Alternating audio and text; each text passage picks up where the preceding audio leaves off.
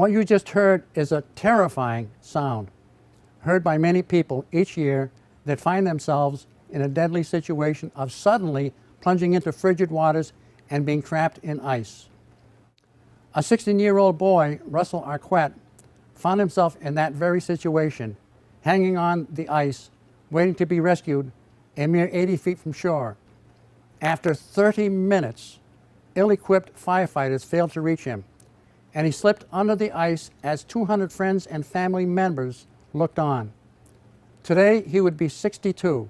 Instead, his life was cut short on that dreadful day. My name is Robert Beer. I am an 80-year-old inventor of a unique life-saving device called Rescue Alive. The story I just spoke of was the spark that led me to a 28-year effort, an obsession, really, of finding a way to save lives from accidents that occur on frozen lakes and ponds during New England winters. Over the next few minutes, I'd like to briefly tell you a little bit about what I have found and why I need your help. I live in central Massachusetts, and during the winter hear about ice-related accidents all the time in the newspapers, on the internet, and TV news. In fact, because of our climate, winter activities are very popular, and many of these activities happen on lakes and ponds. Consider a pet owner going after a stray animal on ice, people ice fishing, a heavy snowmobile dropping through the ice, or even kids wandering out on the icy pond. All of these result in frequent dangerous incidents. While states in New England do not publish accident and ice-related fatality statistics, a state very similar in climate and size to New England, Minnesota, does collect this information. They report that around 12 people a year die from ice accidents. Ice-related deaths pale in comparison to the number of ice-related accidents that occur each year. Luckily, there's a dedicated group of firefighters and rescuers throughout New England that train each year and answer the call to help save lives. Unfortunately, so many of these rescuers are poorly equipped to do the job quickly and safely. So many departments have outdated methods of rescue, such as rope throw bags, foam collars, and even boats. I took some time this winter and went out to ask some of our dedicated folks about the kinds of tools that they use in performing ice rescues. Let's hear from them now. People up here in New England go out on the ice for lots of reasons, mainly ice fishing and snowmobiling. There is definitely a population between snowmobiling, ice racing with motorcycles, and ice fishing that take recreation activities onto the ice. People tend to venture out on ice. It's not safe and not cognizant of their safety. We've had a few incidents in the town over the years, but basically we've had minimal technology to deal with it. Approximately 1989, we had an incident of a report of a person through the ice. We tried to throw our rope to him, our rope was not long enough. That is the only method by which we have an option for now, is a reach, throw, and go method. We've had the rope throw bags and other rope types. It's mostly been rope lines. It definitely increases that level of danger for the rescuer to actually have to be in the water, making the rescue with the victim in the water. The rope method, obviously, for years that was the method, that and ladders. It does have its limitations, and they're obvious. Persons that are in the water very far from shore, unless you have unlimited amounts of life safety rope, it isn't a practical way of doing a rescue. The very thin types of ice that are going to require a lot of effort to get through, that rescuer may be exhausted by the time they get to the victim. So it has definite limitations. As you just saw, there are many tools for ice rescues out there, but so many of these options are simply just not effective. They can botch a rescue and even put the rescuer at risk. This is what I took 28 years to identify. I thought there must be a better way. I would like to introduce to you my invention, a simple but effective product known as the Rescue Alive platform. It is a versatile and stable rescue platform. It enables the rescuer to run over very thin ice to a victim where a rapid rescue can take place.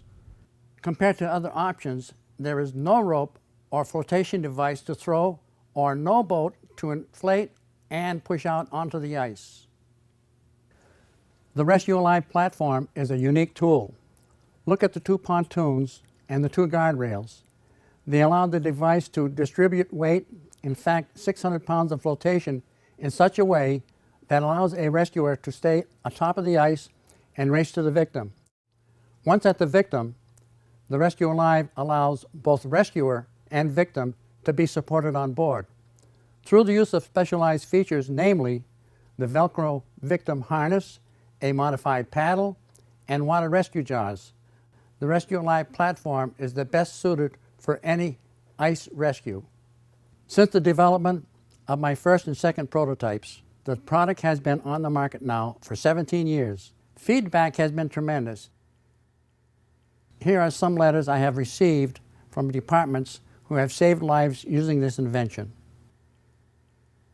I must tell you that as the inventor, I've been elated to read news when someone has been saved due to Rescue Alive.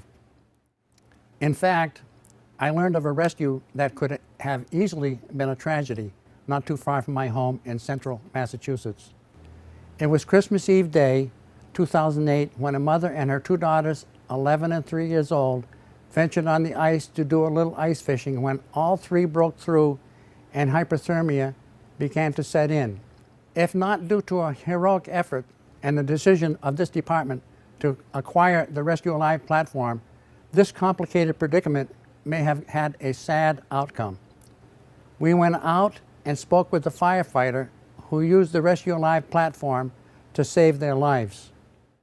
The day, it was actually Christmas Eve day in 2008.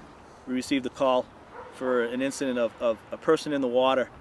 The first arriving unit reported that there were several victims on the lake that were in the water. It was right out here on Lake Ellis, and actually in the vicinity right over there, maybe 200 or 300 feet offshore.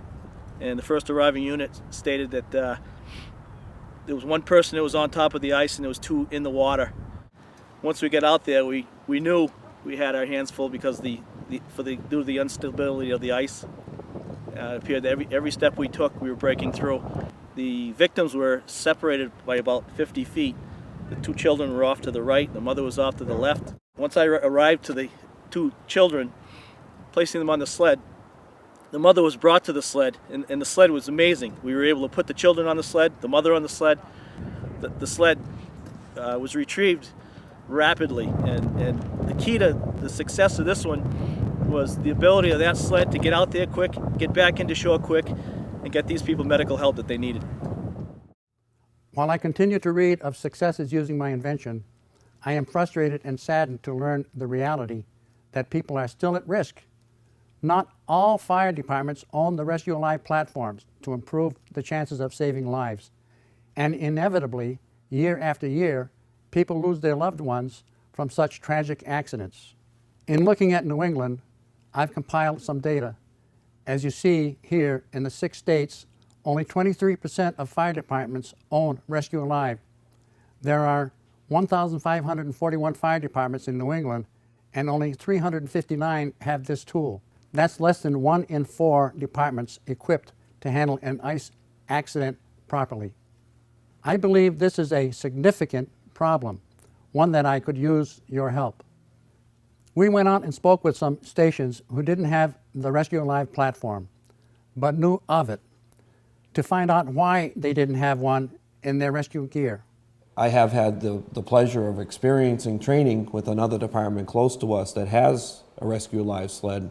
I was very impressed with how the device worked, how simple it was to use, and how quick and safe it made it for the responder. It's probably both a budgetary thing and an awareness thing. It just sometimes isn't able to happen because of the budget, and we have to maintain equipment and do other things, so the money has to go other ways. But certainly I wish today that I could write a check for one of these sleds. It's definitely worth its money. They don't have the money.